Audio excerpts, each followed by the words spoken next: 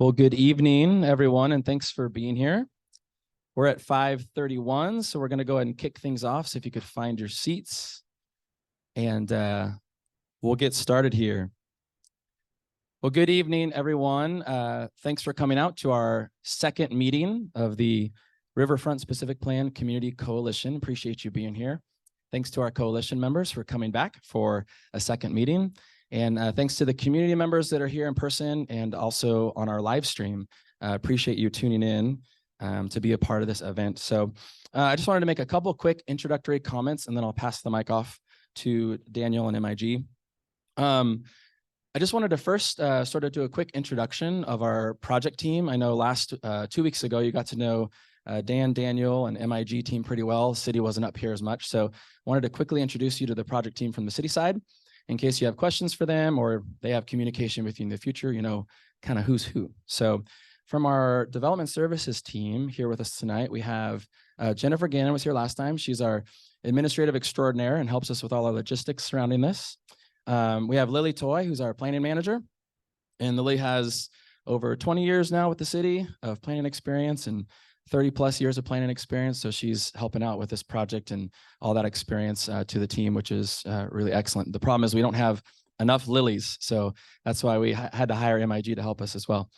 This is in partnership with our community services department. And so, of course, we have Kim Niemer, who is our outgoing, retiring director of community services. Yeah, we're very excited for the next chapter. She's going to be we'll miss her dearly, of course, and she has been a huge help in terms of representing, you know, community services represents our city-owned property around town, and so they're actually a big stakeholder in this process too. And so Kim's been helpful in stakeholder outreach and knowing the ins and outs of the process and helping with logistics. So we really appreciate her help. And then she's now passing the baton off to Mr. Travis Minnie, who is our new director of development, community services, I should say, starting officially last week. And so Travis is going to take the baton from her, and he's been really helpful as well in just helping provide for logistics support, giving us all the background information on city-owned properties and the like. Am I missing anybody from the project team? I don't think so. And so that constitutes the city side of things, and then we're working in partnership with MIG. And I think I see Councilman Munns here. We appreciate him being here to be a part of this event as well. And so I appreciate you guys all being here and coming out tonight. One other thing I would touch on is tonight's topics, and you'll hear more from this from Daniel, but we're going to be looking at existing conditions, environmental, biological, cultural information, mobility, parking, circulation. And then we're going to segue into the coalition's task tonight, which is to discuss emerging visions and emerging topics in that sense as we make our way to the visions and guiding principles document. One last thing I'll close with is I've also asked MIG to spend a couple minutes tonight answering the question of what is a specific plan anyway?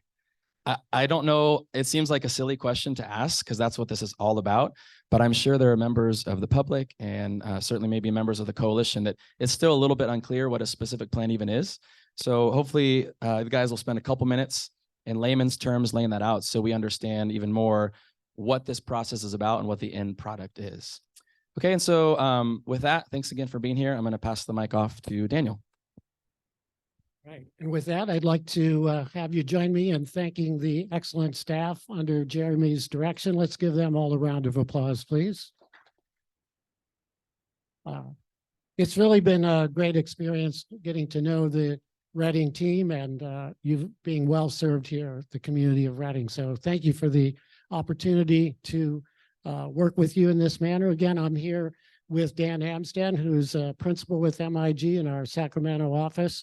Christine Thompson is our project manager and also a strong director of sustainable environmental design for MIG. So we bring a lot of resources to the table.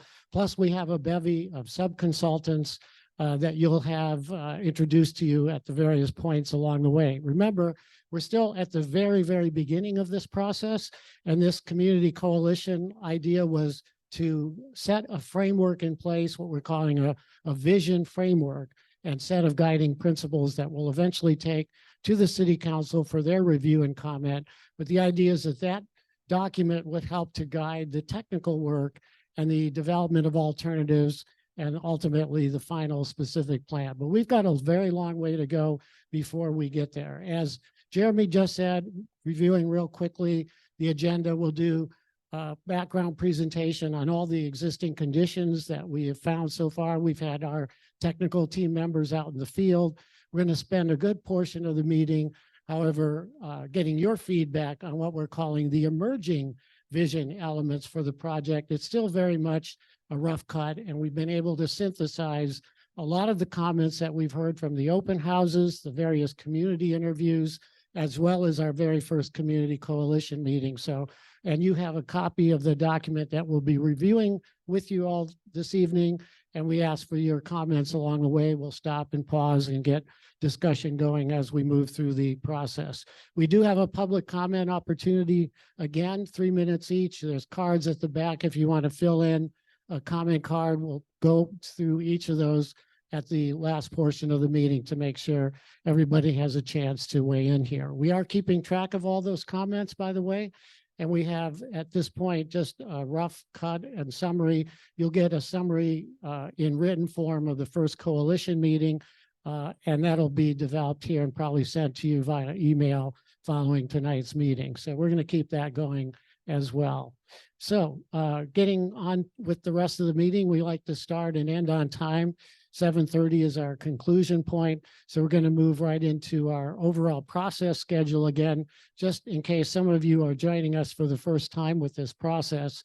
There will be a series of major reports and analytical documents that are produced as part of this process, as you see along the top end of this diagram. Our community coalition meetings are happening right here as a first part. We're still in phase 1. And then there's a whole bunch of additional community meetings, outreach events that we're intending to conduct all the way through all 4 phases of the planning process, with appropriate city planning commission and council review happening all the way along the way as well, under coordinating and synchronizing with the 4 phases of the process. There we are from our meeting 2 weeks ago. We're really pleased with the advent of this new wireless technology, and it's really helping the folks that may be at home watching on the internet. We're live streaming this event so we can go out to the broader community, and not everybody can come and spend time in the evening. So this is a way to make the process more accessible, more transparent for a lot more folks, and we intend to proceed that way all the way through the process.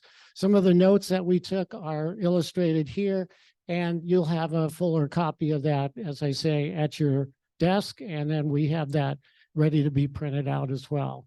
The very first coalition meeting, just to highlight some of the things that we heard, I'm not going to go through this in depth, but just to recall some of the discussion around key themes or assets. We talked about the natural beauty and diverse ecosystem, the attractions, the events, the rodeo, all the natural species such as fish and wildlife, the recreation, which is significant, including bicycling, walking, hiking, and of course, there's tremendous local history and culture. These are, again, our attempt at making a summary of the discussion points, and a lot of things overlapped as we went through that discussion.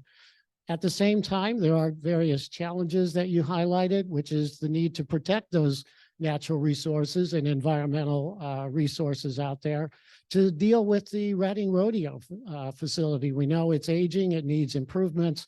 How do we handle that moving forward? The need for vehicle access and emergency evacuation, especially in the upper portion of the study area, which you can see on the map there to the left of the screen. The amount and location and management of parking lots to make sure we can accommodate the events at all the venues, lack of safety, lighting, creating a more welcoming character. And most importantly on this list, you highlighted the need for economic feasibility. Now, we will be going into that in a little more depth this evening as we go through the existing conditions.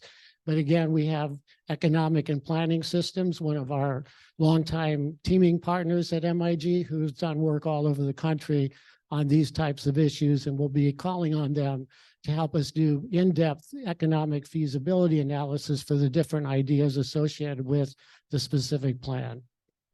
The other section we talked about last time, what we called opportunities, and many of you highlighted the need to make more connections with the water, with nature, fishing and activities in the Sacramento River, bicycle and pedestrian trails.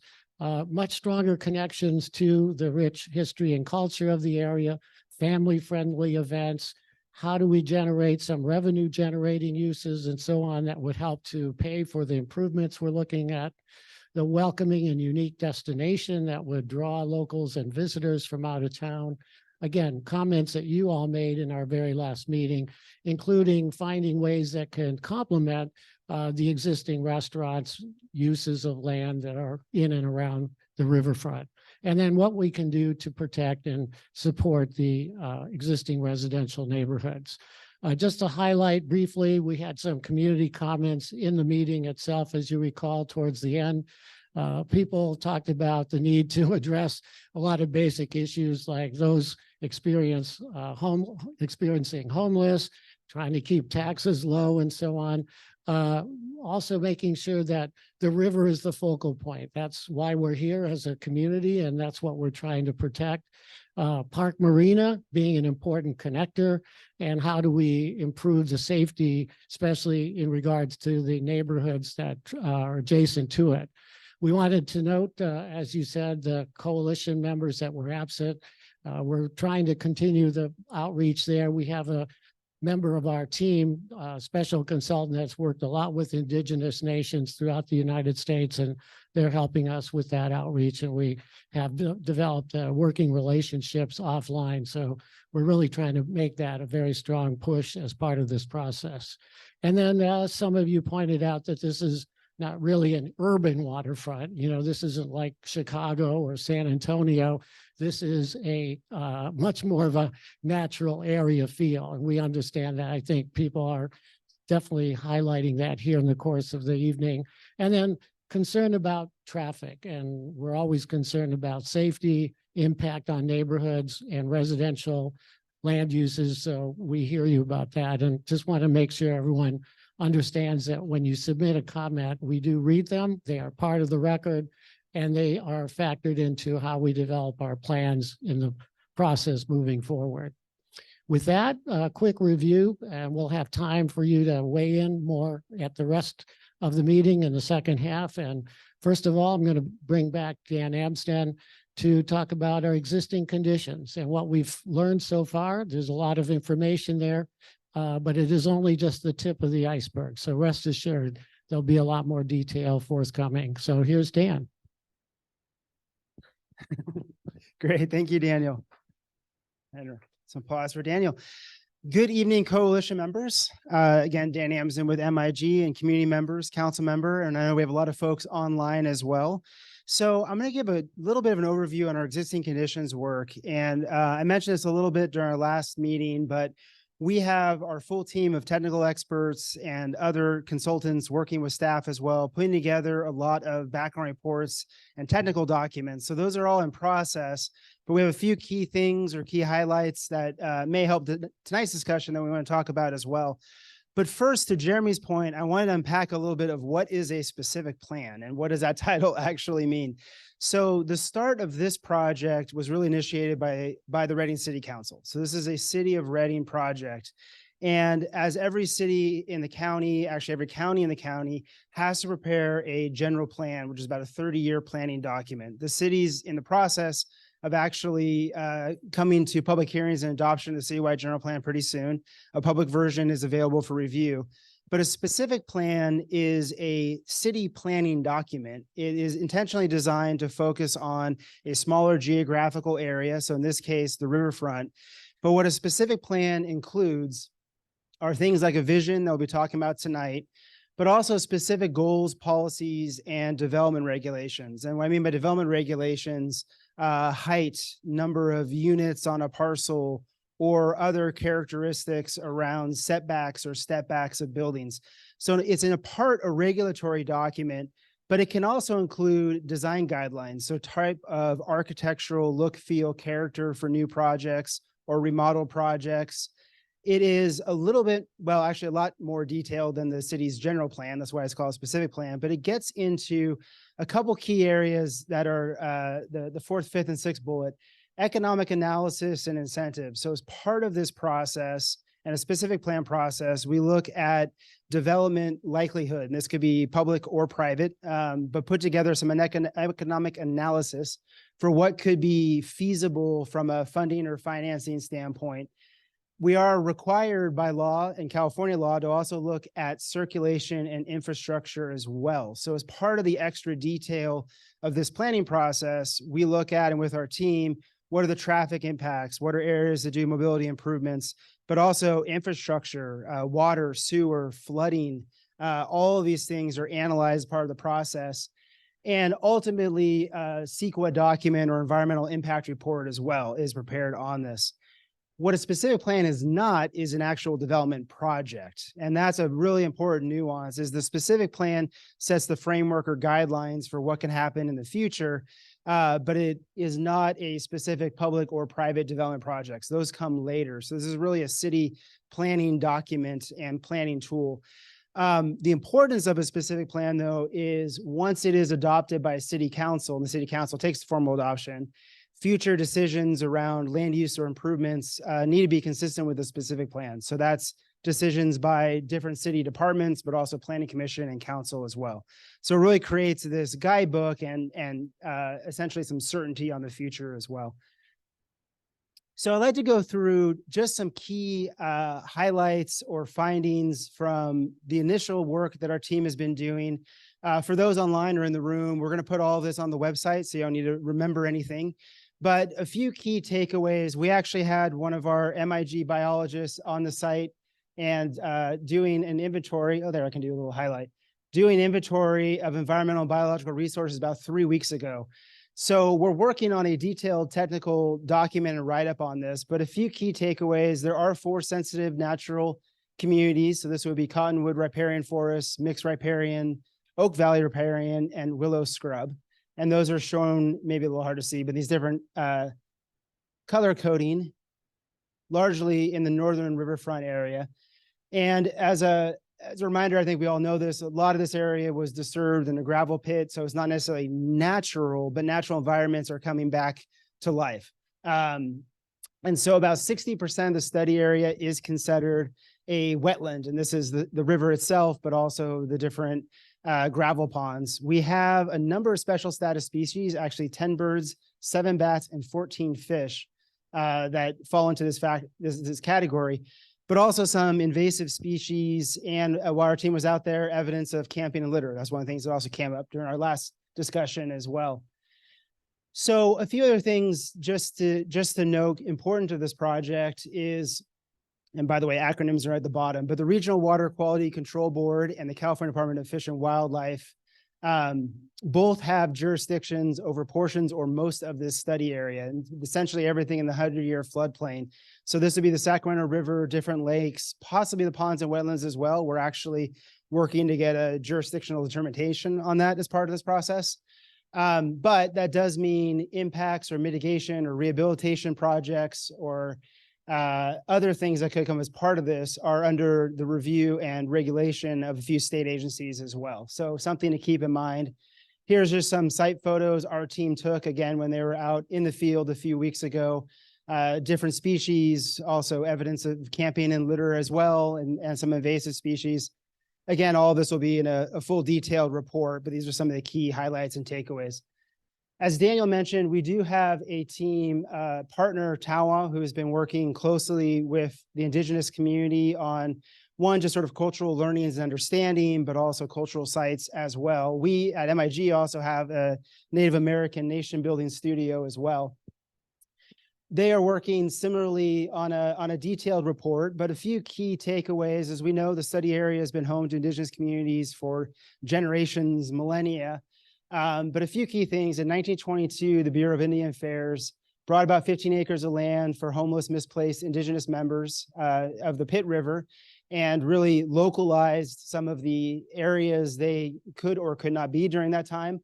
But importantly, in the early 20th century, the Redding Rancheria was a federally recognized tribe. However, that was terminated in 1959 and reinstated in 1979.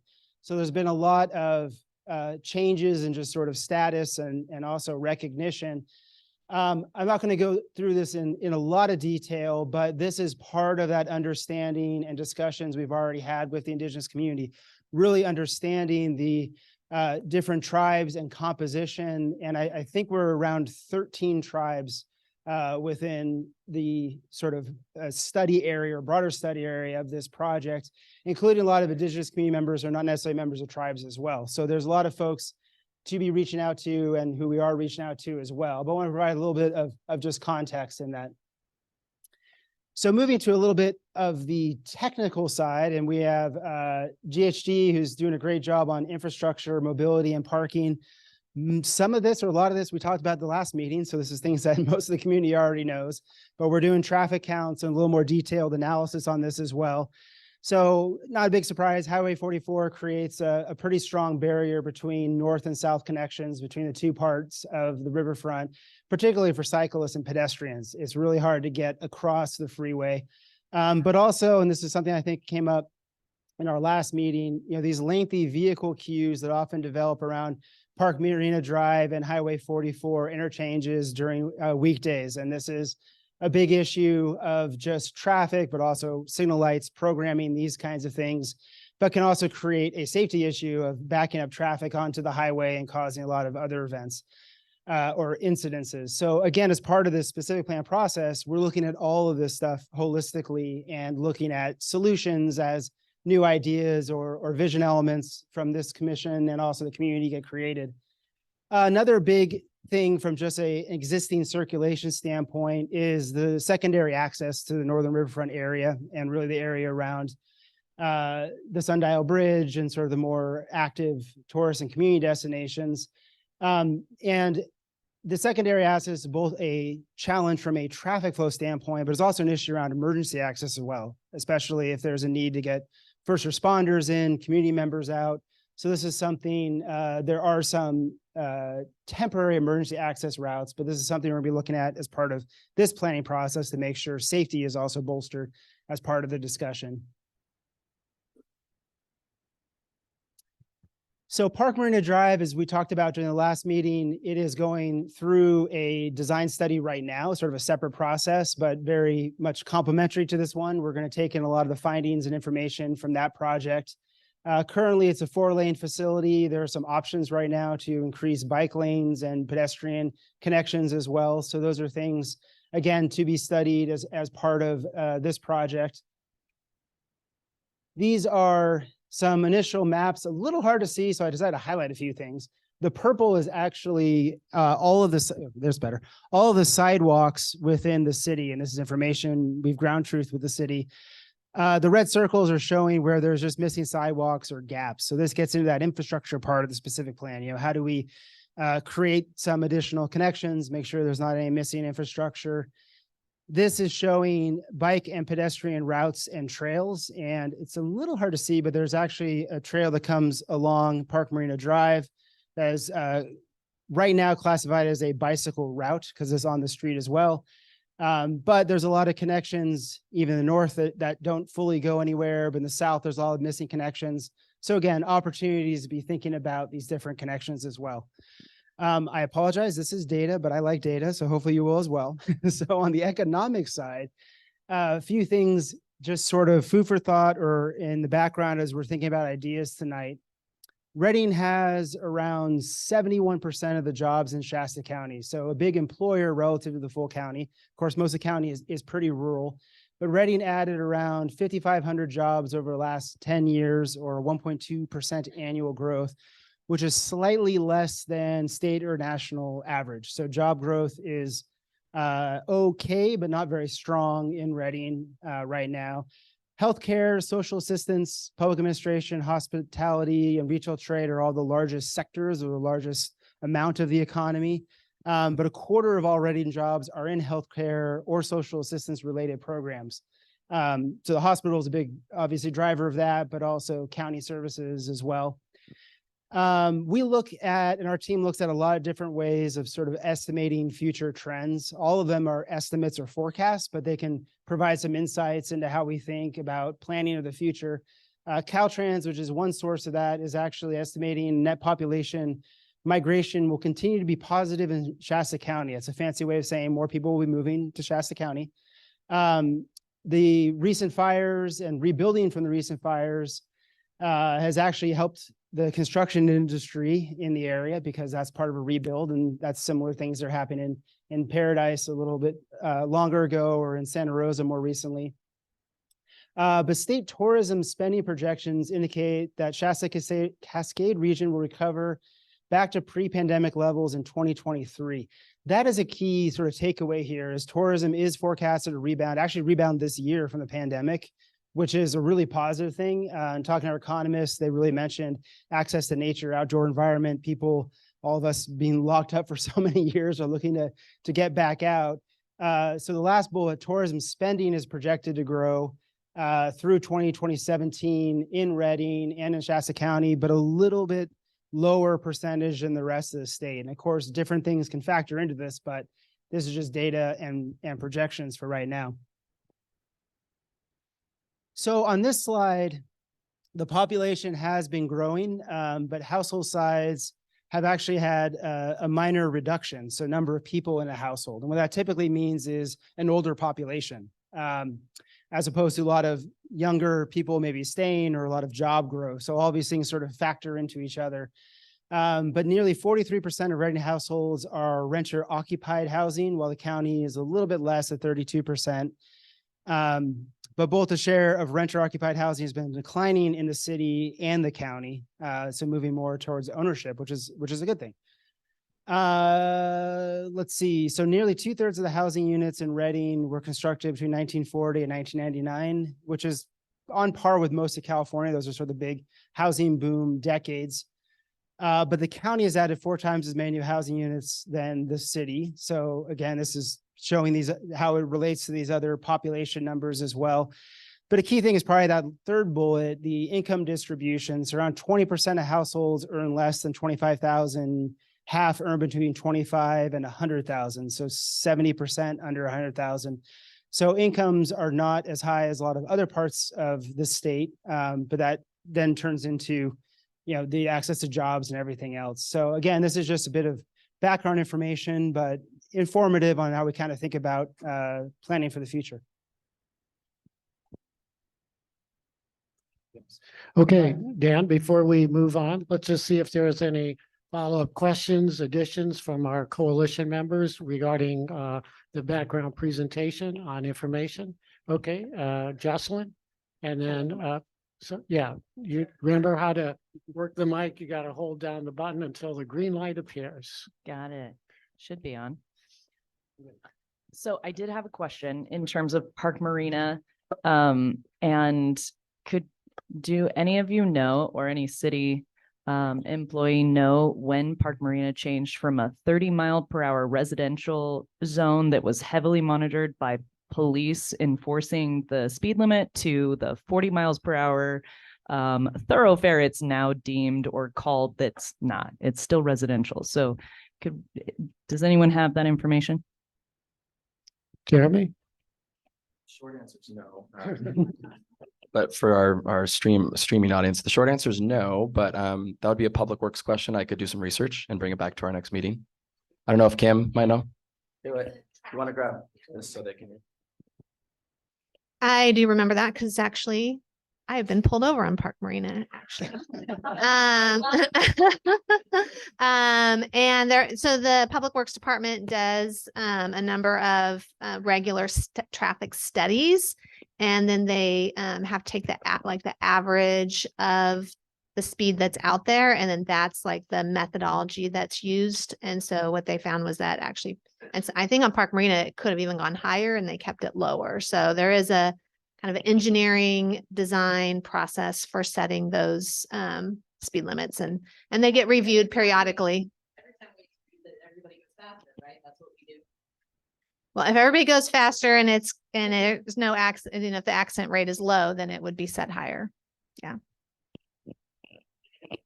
it's kind of counterintuitive with traffic studies, because you study and then sometimes neighbors get upset because the speed limit increases.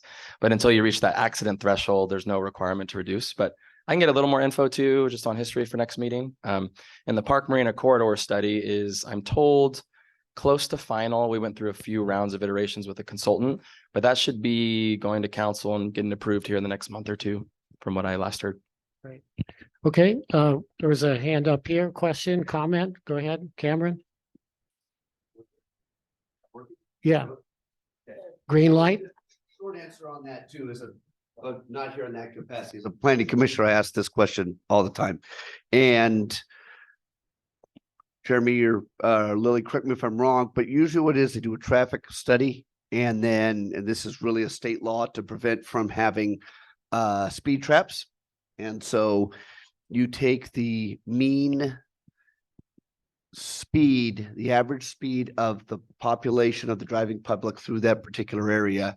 I believe you can do 85% of that number. And if there's a certain high accident threshold that's crossed, you can drop it another 5, and you do it by the increments of 5. So you can't unilaterally drop a speed limit in an area, say down to 25, just because, hey, we'd like to see it there. You've got to be able to do the math, do the actual justification. Otherwise, it's a speed trap. So just let you know that's the formula. Okay, Rebecca, did you have a question, comment? It could be on any of the material, the background here, of course. Yeah, I know that phase 4 is where CEQA comes in, but is there anything, you said that your biologist went out there 3 weeks ago. Is there a lot of biology research and biodiversity and everything that's going on before phase 4 of the actual CEQA? Yeah, we'll be starting that right at the beginning of the process, Dan. Excellent question. And the short answer is we're starting that right now. So typically in specific plans, you don't do that until you actually start the EIR. But we fast tracked the biological technical study and the cultural resources technical study, and actually maybe parts of the traffic as well. So we get that information up front to help inform decisions earlier on. So we're really, in essence, we started the CEQA process a month ago. Oh, excellent. Right. Okay. Any other background questions? Yes, sir. Garrett, Just to piggyback is off. the light on? Sorry. Yeah, I'm sorry, I probably got Yeah. to bring closer. To piggyback off on the corridor plan, is there a preliminary document that we could review? I think it'll form a major constraint on this specific plan itself. So I think it would just inform a lot of what we're doing here. Okay, great question. Jeremy? There is a draft document. There was a web page devoted to it, but when the city switched over to our new website, some of that got lost. So I'm working on pulling it back up. So there is a draft document out. There was before. So I need to work on getting it to the new website. If in the meantime, I might be able to get a copy of it and send it to the coalition members. So I'll do that when I work on Jocelyn's question as well. And I just want to quickly add also for folks online, we have a documents page on the project website for this project. So we're going to start adding links to the general plan, to Park Marina Drive corridor study, and other projects that relate as well, just to make it easy to find everything in one place. So we'll work with Jeremy to get that up and posted shortly. Okay. Any other background questions? I know we threw a lot of information there, but as we say, it's just the tip of the iceberg. As we get further into the process, a lot more information of a technical nature will be forthcoming. We're still at the broad visioning, overall goal setting stage, which will guide the work of those technical studies, but also serve us well as we get more into actual potential land use alternatives and so forth. Okay, Christina, and then Chris after that. Thanks. One, you're getting together the Park Marina one. Is the light on? Yeah, might just be closer. Green light? Okay. Could you also include the upcoming construction that might be kicking off in certain ones like Turtle Bay to downtown? So we can be informed on what new projects might be, they've been in the works for a while, but things that are coming up sooner than later to help support. Okay, I think Turtle Bay to downtown go ahead, starts pretty soon. Jeremy. So just to clarify, building permit issuance activity or entitlements or just things that are under construction in downtown? ATP specifically? Okay. All of the above, it sounds like. All of the above or mostly ATP? Was I off base at first? Okay, Okay, got it. all right, thank you. Did you have a hand up also, Chris? Well, if you want to, then turn on the green light. You have to You have to speak into the mic. Remember, we have people online and this is the Okay. way they get to hear. I'm used to these. Okay. So I just want to give you an update on what we had done in concert with the city prior to the corridor study. So we spent a year with the city looking at infrastructure, because infrastructure down in our neck of the woods has to be consistent enough to get a balanced development. Mhm. So it made sense for us when the lease was over, the ground lease, that we put together a team and went into negotiations, talking with the city about this. And so some of the things we discussed is the boulevard concept, how to slow the traffic down, create areas where there were a couple of roundabouts Mhm. in there, and just make room for trails. And part of that is we were looking for a way for the little lake front that goes around to put a part of the trail there on down. And we had an environmental planner. We did some hydrology. So we did some homework prior. It went very well. And we also considered the what we call the road around, using the roundabouts to access what would be Washington Avenue, Mhm.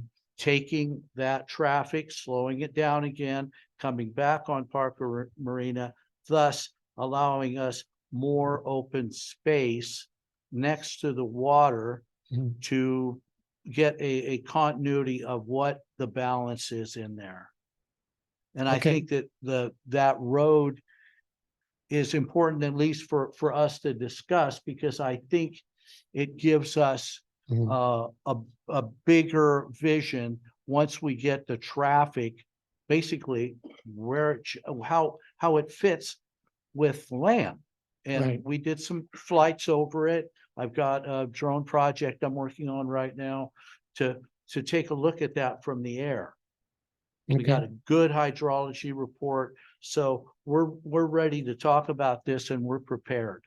Okay, and just to highlight what Dan said about what is a specific plan, there will be a land use element at a more detailed level than a general plan, but just like in a general plan, that will be one of the chapters of the specific plan. There will also be a mobility element, highlighting the transportation network, bicycle, walking, pedestrian, as well as automobile and public transit. So all of that will be looked at in much more detail. There'll be an environmental resource element as well, in addition to the required CEQA documents that we have in the state of California.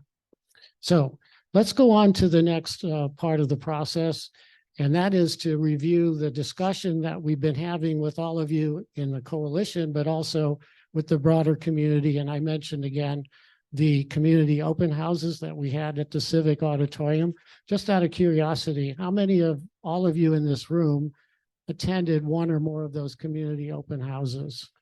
Wow, I'm not surprised. Pretty much the whole room. So this is really good because what we like to do is listen to folks, hear what they have to say, write it down, feed it back and check and make sure through this process of back and forth, we ultimately get a fairly accurate and complete picture about the future of the riverfront area here in the city of Reading. So it does say emerging. This is not the final, and it probably won't be final until eventually city council at the very, very end of the process, a year or two from now, ultimately approves the document. But these are all steps through this iterative process of ultimately arriving at a vision statement and what we would say a set of guiding principles. So this is built on all of the outreach we've done so far. We've been saying that over and over again tonight. So you know that we're doing our best to be true to what we heard and to make sure that is reflected in the overall set of vision elements, as we're calling it at this point. We also did incorporate the discussion we had here 2 weeks ago. And at this point, there's 7 broad themes. You have in front of you a handout that we just developed that you can use to follow along as coalition members and community members here that are in attendance. You can comment on this later as we go into the public comment period at the end of this meeting. But these vision elements are very broad, and we're going to go through each of these 7 different areas one by one, and then see if you have additional comments you want to correct, you want to further add to. We know these are words, but words are important in a planning document. They do give guidance and direction for policy making and ultimately future decision making about what happens in this study area. So we're starting with these different elements. There's 7 so far, according to our initial content analysis, and they're going to be discussed here, presented one by one, and we'll pause after each one and see as coalition members whether you have additional comments to add, you want to make adjustments to this language. There's no pride of authorship here. We're at the very early stage, but we want to start developing some common understanding of what we envision as a community for the riverfront of City of Reading. So we'll start with healthy and resilient natural environment. And we created essentially 4 broad principles based on what we heard, as you can see illustrated up here. So first of all, celebrating the immense natural beauty of the Sacramento River and the riverfront area to protect critical habitats that support biodiversity to ensure their long-term health, to create opportunities for native fish, animals, and birds to thrive throughout their entire life cycles. And we heard how unique this area is with regard to a diversity of bird species. Just for example, we know this is also an excellent fishery as well. And for all kinds of reasons, that's an important resource to preserve and protect.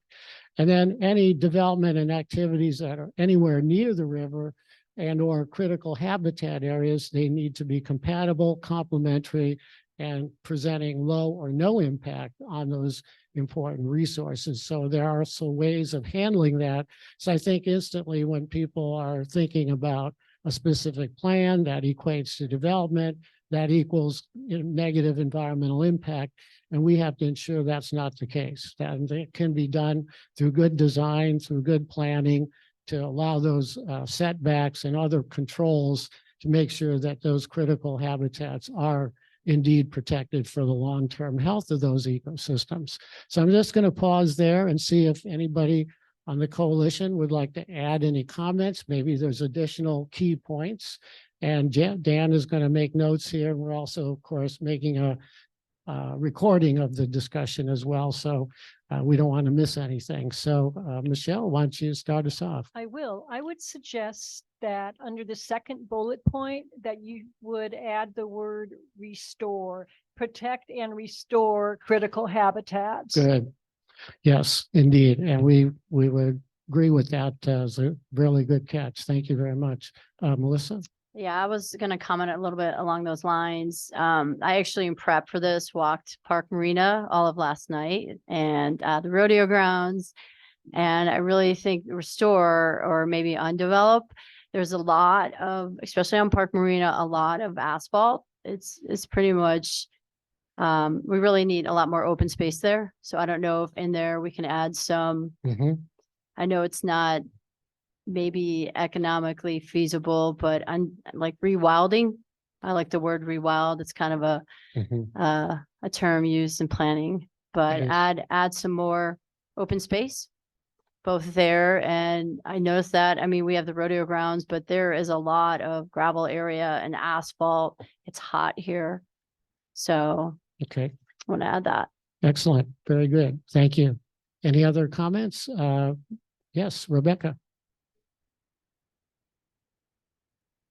Last time, I suggested bringing in California Department of Fish and Wildlife at an earlier, as early as possible. Is there any talk of that? Because they're the ones that would be able to tell what size the buffer needs to be in what region. Is there any talk of bringing them in at an earlier stage than phase 4 during CEQA? We will be bringing it in well in advance of phase 4, but yes, we're going to follow up on your suggestion around that. And not only them, but any other key resource agencies that will be reviewing our specific plan, we'll bring them into. And when can we expect the findings of your biologists? That's a question for Dan. Do you want to give us that timing? In the next several weeks, we have a draft report together. We need to run it by staff for comments and review as well, and then we'll make it public. So it should be probably within 3 or 4 weeks.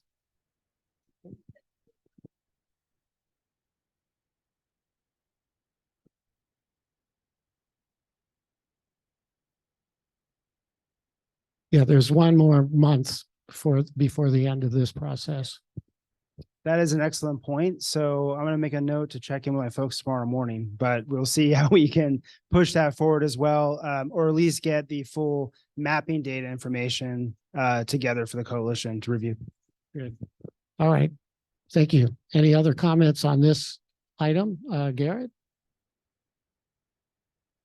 Yeah, so I just want to bring something up, and this I think will thread through a lot of these points. Okay. It touches on economic viability, appropriate scale, but a specific plan at times can end up being too specific and stifling development. You brought up that, you know, this is something that doesn't take into account, you know, the development and planning process that will come later. So, you know, it's kind of point 4. And of course, I think that we need to, you know, limit the impact on development, but in a specific plan sense, I don't want to see things being overly restrictive and stifling potential opportunities to take place, you know, in this area. Mhm. It's important that we allow the process to play out at the planning and development stage, Mhm. rather than at this preliminary before we have any information or studies to back up some of the stuff that we may be implementing here. Yeah, no, that's good planning advice in general, because it's really hard to know the future. We can see just in the last 5 years how rapidly things have changed in our country, in our state, and around the world. And there has to be some ability to update, to refine, and to take a look at what's happening trend-wise, especially economic considerations. New technology has impacts, as well as new understandings about environmental systems. So that's very important consideration. So its general plan is broad, specific plan is starting to focus more, but even those documents have to have some room for the community to update and make revisions based on current conditions, policies, and rules. Okay, so let's see, what else? Was there another comment on this section, Jocelyn? I was just going to piggyback off of hers. I feel like you're asking if we can get Fish and Game here at one of these meetings, and no? Okay, because I was gonna say, okay, involved in the process. Yeah. Yes. Okay. All right. Very good. Now, again, this is still open. We're not going to leave this forever, but just to keep us moving here, we wanted to move to the second one, which is to honor and respect the Indigenous community. And this is something critical to the history and culture of the area. Obviously, the tribes have a real big role to play, and we're doing our best to engage them in the way that they want to be engaged. So first of all here, respecting the deep cultural connections to the Indigenous communities have to the Reading Riverfront area, to engage them in the land use, habitat protection, recreation, cultural landscape discussions. And these are, again, potentially policy areas that would be embedded in the specific plan to protect the sacred sites and cultural resources. And obviously to do that in a way without revealing their location. That's important to protect those resources, and they will give us guidance on how best to do that. And to maintain the connections they have and access to the land, the river, and the animals of the ecosystem that are critical to their culture. And then more opportunities for Indigenous run cultural centers and spaces. So they have an economic stake in whatever happens in this Riverfront specific plan area as well. Do you have any comments, any additions you'd like to make on this particular element? Okay.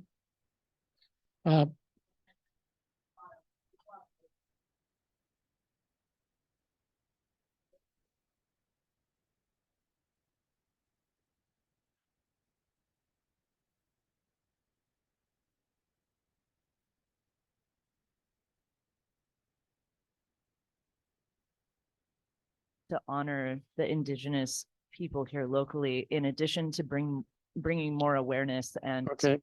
so I think that final bullet point is actually a huge one to actually Highlight. Yeah. Very good. Thank you, Jocelyn. Again, just want to remind folks to use the mic because we have the online audience and the audio is critical for them to hear and to feel equal in the discussion. Okay. All right. Next one is about economic viability, thriving arts, culture, and entertainment venues. So we have 3 points here. One is to allow for a range of activities, events, and programs through multifaceted, flexible venues. And we think that's something we heard a lot in the community discussion. Ensuring that any new venues and destinations are scaled and programmed to address local and visitor desires while also being economically viable, ensuring their long-term success. I recall some of those comments directly coming out of our first coalition meeting, and hopefully the right terms there. And then finally, supporting the viability and success of the Reading Rodeo as a key part of the unique history and identity of Reading. So again, these are broad principles. It doesn't say how we're going to achieve that, but we heard that repeatedly throughout the meetings we've had so far, that the rodeo is a critical part of the history and culture of this area. Any comments on this section? Okay, Michelle. I'm wondering if we shouldn't mention or have a bullet point that says economically viable to support maintenance and repairs of the amenities. Over time, yeah, Yeah. it's not just what can happen in the next 5 years, but we know that these kinds of facilities have to be kept up to date and modernized to fit the times and the expectations of artists and other actors who are going to be coming in to use these facilities. Okay. Other comments? Rebecca?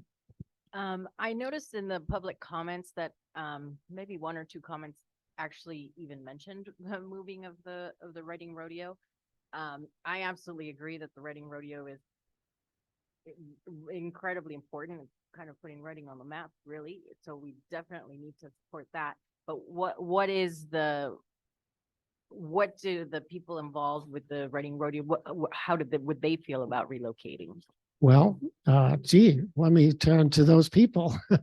Darren is right here. Go ahead. We've been there 75 years. We love it and we want to stay. Okay. And we really appreciate the comments because not only did you listen to the community as a whole in that statement, but also us at the last meeting. So we do appreciate it. Mm-hmm. Okay. Cameron? Speaking on behalf as well with the Asphalt Cowboys, while we're a much smaller footprint than the Reading Rodeo Association and the arena, critical part for us, and we put on several of the most attended events in Reading. Certainly the top 2, and I think 3 of the 4 to the top 10, and we do about 15 events throughout the year. And some of our largest ones and the largest community events are in the downtown area, like Reading area. They're right in the heart of Reading. For us, from a logistical standpoint, really doing that from a non-central location creates all kinds of logistical issues. There's been discussion, hey, if you guys were down in Anderson, up Shasta Lake, out in, east of town, we wouldn't be able to put on a downtown pancake breakfast for 10,000 people if we were not centrally located, nor barbecue in the park, some of these others. So certainly for us, we're willing to work within the boundaries, but keeping that central location for the Cowboys is certainly a big deal to us. And we need to make sure too, we're right next to or nearby with the Rodeo Association to help them in any way we may have to. So Cameron, how many pancakes do you actually make during that festival? It's about 27,000. was my number. So we served just shy of 10. Okay. So, but I think it was about 2.7 pancakes per person. We're only supposed to give out 2, but a lot of my guys, I want another pancake. Push and it a they little do. bit. I try. Yeah. So Okay. All right. Good. All right. Thank you. Julie. I would just like to flesh out just a little bit because, there was one comment about their civic being a failed proposition. Where there might have been a moment in time where probably the majority of Reading considered that to be true. I would vociferously argue that's not the truth today. And that if there's some language in here that if it's appropriate to flesh out what exactly economically viable means as far as not just like to Michelle's point about, sufficient for maintenance and upkeep of the assets that are here, but also in recognition of the economic impact that those venues drive, because they are significant economic drivers in our community. That I'm not sure anybody, that the majority of Reading actually really understands how much economy the rodeo brings to the community, the auditorium brings to the community, and it's not a small measure. Yeah, absolutely. That's a great thing to highlight because it's not, everybody's not in those businesses to know how they work and what their ultimate impact is, as well as secondary and tertiary impacts. They build a good part of the Reading local and regional economy. Okay, Jocelyn? I have kind of a question for everybody here. Is anyone involved at all or heavily with Cool April Nights, for example? What is it called? Group Cool April Nights. It's Nights. well, kind of actually a week-long thing. It's a major car show that happens on the grounds here that brings a lot of between 10 and 15,000 people from out of town for a week to 2 weeks. That they're bringing classic cars, they're parking all through the parking at the Civic. I know last week I had mentioned a parking garage there that during events, we could charge $1 or whatever for parking that's going to pay for itself over time. But then we have a lot of people with classic cars that can't park their cars in the sun. They can't park. So again, a parking garage, then all of a sudden you have shade for those cars that people could just scale through and walk. But it's just an idea. But the Cool April Nights is another huge driver that brings a lot of people down there that, and I actually wanted and made the suggestion of moving because the parade used to be downtown along California, and I actually proposed to a few people to move it so that it's California down through Park Marina and back to the Civic Center, because there's so much land along Park Marina that how cool would it be if people are along the river and actually seeing these cars instead of driving them across Hilltop where you can't see half the cars anyway because it's 6 lanes across. So people lose it, as opposed to when it was downtown right here, it was 3 lanes across and it was so small town, wonderful feel. And now with it across. So anyway, it's just something that it's also a big event that Park Marina is impactful for. And I think that you guys need to also be talking with the people who are in charge of Cool April Nights and organizing that. Yeah. Okay. Good point. We'll follow up on that. Okay. We'll have the public comment after this discussion. Sorry. Go ahead, Cameron. yeah, just to follow up, I know the Rodeo Association and the Asphalt Cowboys, we do meet together with Cool April Nights, and we cook breakfast for them as well, Saturday and Sunday. Pancakes? Less pancakes, yeah, same pancakes, but less of them. But yeah, I know certainly they have a huge interest in terms of the viability is that of the Civic Center in the area to continue to be their main location for the event. And yeah, in terms of, I can't speak with regards to why the cruise moved or is no longer downtown, although I do know Reading Christmas Parade used to be held on Park Marina before it was moved downtown years ago. So, all right, excellent, great. Let's see, Garrett, go ahead. Yeah, I just thought I'd piggyback kind of off what Julie was saying. Clearly the Civic has become a major venue for a number of events over, especially the last, I'd say 5 years, really since the changes took place. And, I'd be curious to see if there's a similar situation going on with the rodeo grounds. And I think Barron could speak more, someone could speak more to what the city requires and, for the leases and things like that. But I mean, opening that venue up and allowing more to take place, I don't know the restrictions or anything, but perhaps it's a similar situation. It feels like, I mean, we really turned the corner with the Civic. There might be something there, the rodeo grounds. So. Yeah, Barron, did you want to address that at all? Not sure I understood the question.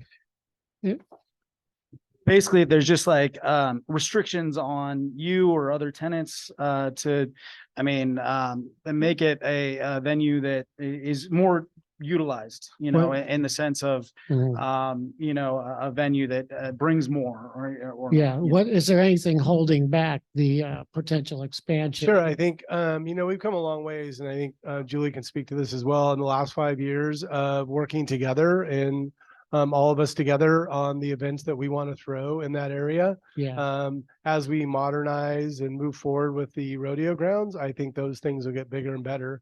But I think Julie was being pretty nice when saying that that Advanced Reading hasn't changed the outlook of the Reading Civic from what it was 10 years ago. So we definitely need to applaud them where they've taken the Civic from there to today. But as Okay. far as the rodeo grounds, I think we work well together on parking and other issues that go on down there to have the events that we want to have. But as we modernize the Reading Rodeo, do other things, other things happen? I'm sure they will. all right. Very good. All right, Rebecca? Our concern with that is the lighting, the noise. Like you mentioned, there's 100, well, I mentioned before 196 species and of just birds alone, and there's fish and, so that area is very, very sensitive. And yeah, so our concern would just be that not for it to become something crazy where there's noise and light going on 24/7. Yeah. So yeah, we're very sensitive to that. We can certainly look at the where best practices are concerned, environmental design that protects those species and still allows for these active uses. We can point to examples of where that's happened, but those are consistent with the other principles. So you can't just take one of the 7 areas in isolation. We have to look at all 7 of those together. Julie? And I just want to, because some of the public comment across this process is similar to what was heard when there was the unsolicited offer that came before City Council a while back. And I think there's some fear and concern around like somebody coming in and building something big and crazy, which I understand why there would be that concern. But back to the economic viability, like Reading is still it's a city, but it's still kind of a rural city. And I know for our draw, 46% of the people that come to the events across the things that we do are local. I think I said that backwards, 64%, not 46. Okay. In conversations with Lindsay from Turtle Bay, it's that same percentage for Garden of Lights. So, while it's a tension, I'm really just wanting to speak in a broader sense to the community and to the other members of the panel that we also don't want to see something that's outsized for where we are, because that doesn't serve the natural habitats. It doesn't serve the local indigenous peoples. It doesn't serve us in a business model. So, measured, thoughtful, that's our approach to all of it, is just maximizing what we have in smart ways. So maybe we can add a principle here that talks about in concert with while protecting the environmental qualities and resources of the area. And again, those don't have to be in opposition to each other, but it just makes it clear that we're trying to resolve those 2 points. And that's what planning is all about, is to take a lot of different ideas and try to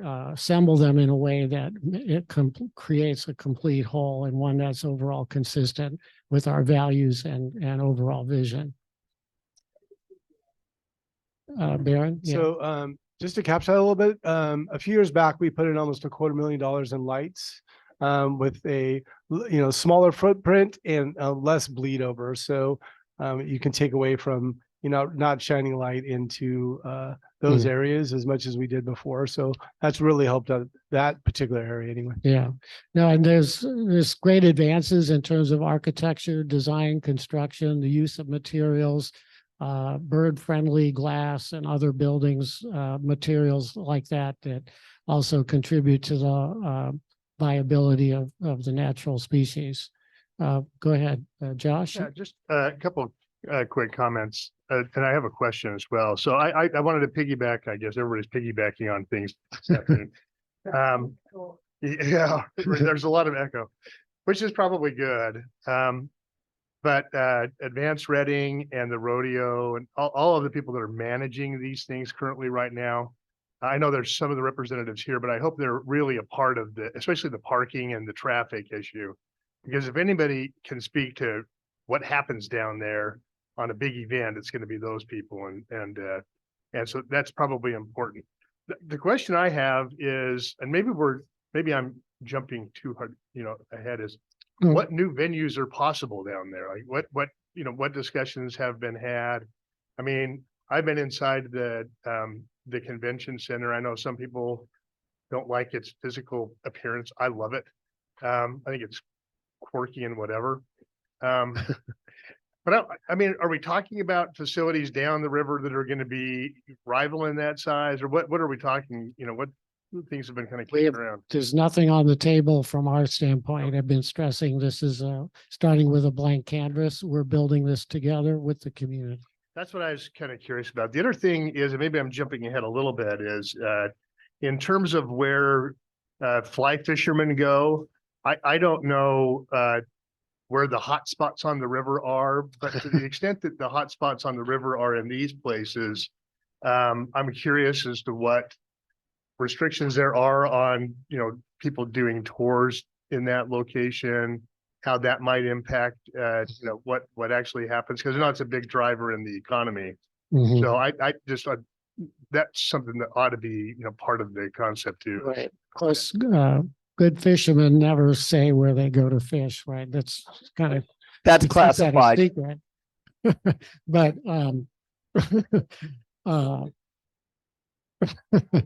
yeah. But, okay, Terry. So there are hot spots, which is why pretty much the rodeo grounds at that boat launch through the 44 bridge are hot fishing areas. And then it laxes from there down past Cypress. So the fishing right there at the lake area below 44 is not necessarily a hot spot for fishing. But that upper section up to and even past the boat launch are definitely hot spots. Okay. All right. As part of the planning, or is it helpful to fly fishermen if there are additional points of entry into the river that are taken into consideration downriver on Park Marina, or is it fairly easy to access? Should the development include, those types of access issues? Well, that's a great question, and it kind of goes to the boat launch meetings we had a few months ago with the city. The Park Marina boat launch can help a few people, but the parking there just isn't conducive for, say, 20 boats to be sent out there. Maybe 10, 15. So it can be broken up, and it probably would be good to have a much larger boat launch on Park Marina to ease the stress of the rodeo grounds. I didn't, on the southern part of Park Marina, I've seen some people getting ready to go out fly fishing, and they were scrambling over all sorts of, things that were kind of obstructing their way to get to the actual river. So I guess I'm just pointing out that it might be, because it's a big part of, the tourism industry up here. Yeah. To make sure that access to the river isn't hindered by this. I know that there's been a lot of comments about keeping the integrity and the beauty of the river. And to me, that's something that if we take that into account, I'm not talking about building like massive, platforms for people to fish off of, but access points where people can get into the river that make it part of like the usefulness.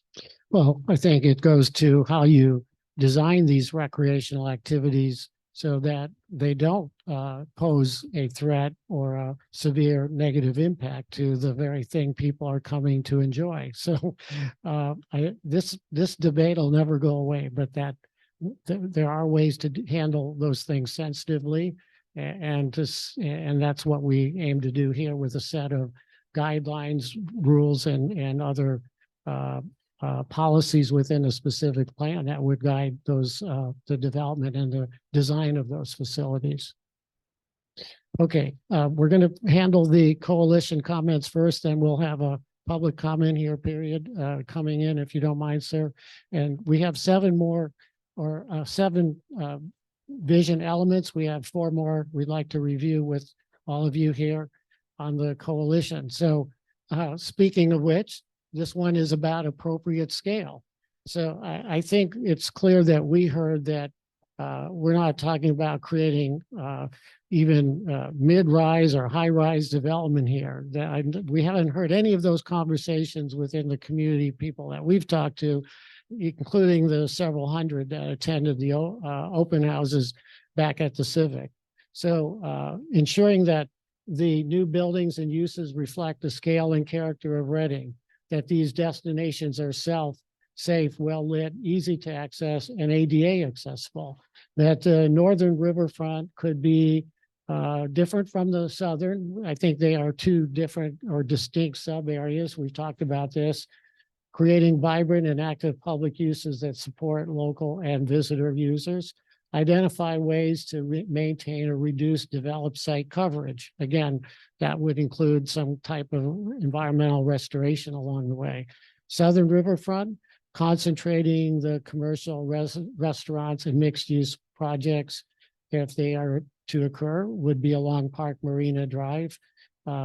Consider how development on Park Marina Drive will impact existing traffic, and then creating opportunities for private recreation and amenities on or next to the quarry pond. So those are, again, comments we've heard through this process so far. So help us modify, adjust, add to if we're missing something important here on this item. Let's see, Michelle and then Jocelyn, go ahead. Mixed use development by its nature includes housing. It could, yeah. Yeah, oftentimes. I mean, in our community, it pretty much Right. does. But there seems to be reoccurring comments provided to us in writing, and that we heard our last meeting, that there is not a lot of support for housing. Now remember, mixed far use as could be office as well as retail, or housing and retail. And there's Right. mixed use implies a lot of different combinations. But I just wanted to make sure that you guys are hearing that Limited. there is concern about housing developments in these corridors. In the southern portion in particular, or everywhere? I would say with this whole, both northern and southern. Within the whole corridors, yes. study area. Okay, we'll make a note of that. Comments? Well, let's see, Jocelyn was up next and then Melissa. Okay. I agree. I hear you, but I'm not sure that the community understands that a lot of that is wetland and it's not a housing appropriate land, and a lot of it is private. It's also not housing appropriate land. And what are we going to do? Build houses for people to have houses right on the river? You know what I mean? Like this is a river corridor that the community as a whole should enjoy. So I'm not saying that we don't need housing. However, I think people aren't aware of the exact locations that we're talking about. I want to speak to the ADA accessible component, because the sidewalks along Park Marina, along the residences, are not ADA compliant. They're like a foot tall.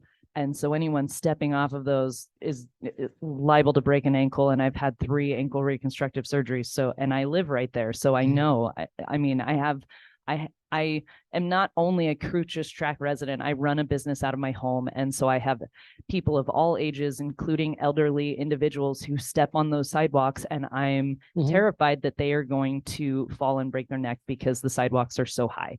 So that's something that needs to be looked at and addressed, because I know that it's for the river being so high and to protect the houses, but we also need to figure out how to make those sidewalks ADA compliant. And that's very feasible to do. We can make that happen. Melissa? Yeah, I just want to add that I think it was one of the comments, one of the concerns about the Southern Riverfront and Park Marina that's privately owned. And then that last bullet says create opportunities for private recreation.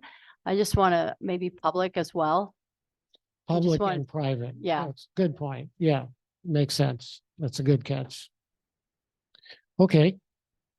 Oh, was there another hand up? Yeah, Sorry. so by nature, Oh, Chris. recreation is quite inclusive. I mean, you can't divide it up into two things. I mean, recreation and tourism is exclusively for populations of all, diversities. we'll All say. ages, all abilities.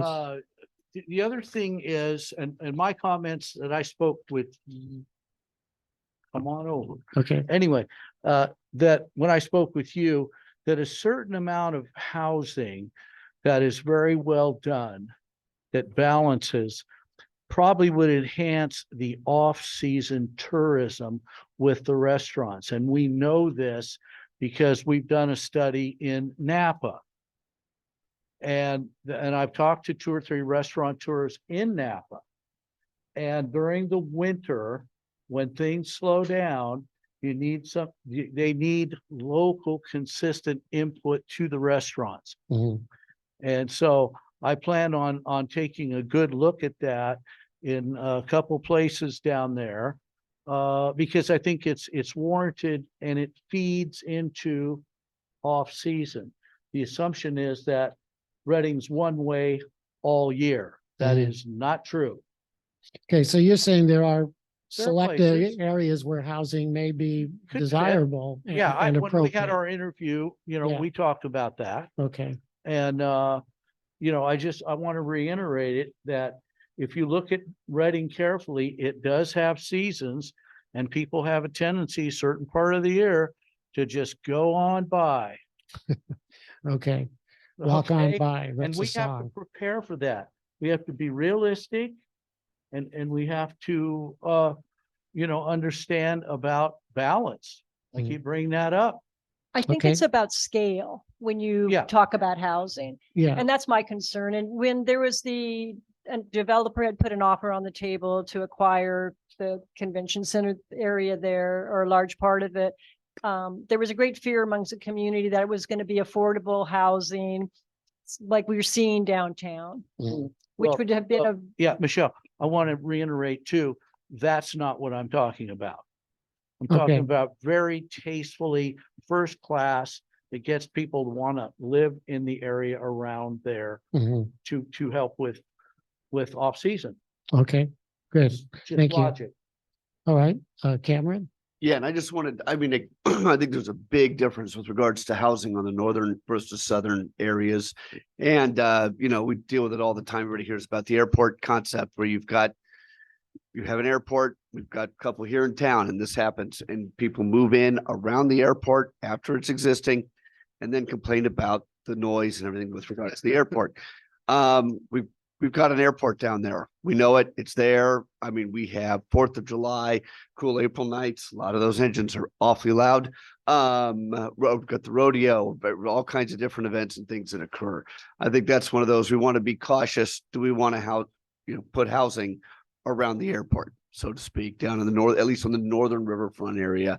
I think that's something that would have a lot of implications regarding what we could do down there, and then also what the feasibility would be. And it may not be automatic, but boy, in 3, 5, 10 years, we're probably going to start hearing the complaints about the fireworks, the noise, the events, etc. So I think it's worth taking into account. Well, this is what we try to do in planning in general plans and specific plans, is ensure land use compatibility. In fact, that was the very first case in the United States in 1925. It was a case of somebody wanted to put a junkyard next to a residential neighborhood, and that led to Village of Euclid versus Ambler Realty, and the Supreme Court ruled that the city has the right to zone land in the interest of public safety, health, and welfare. And that set up the basis for zoning law 100 years later.